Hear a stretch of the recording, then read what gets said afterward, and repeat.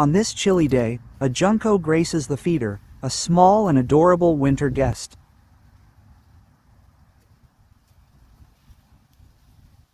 With their round bodies, dark eyes, and a splash of white under their tails, juncos are undoubtedly one of the cutest winter visitors.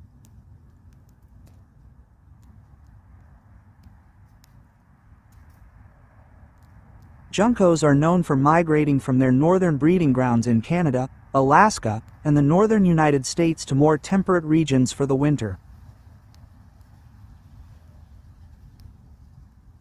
These small sparrow-like birds thrive in winter conditions, often found foraging on the ground in forests, fields, and urban areas throughout the United States and parts of southern Canada.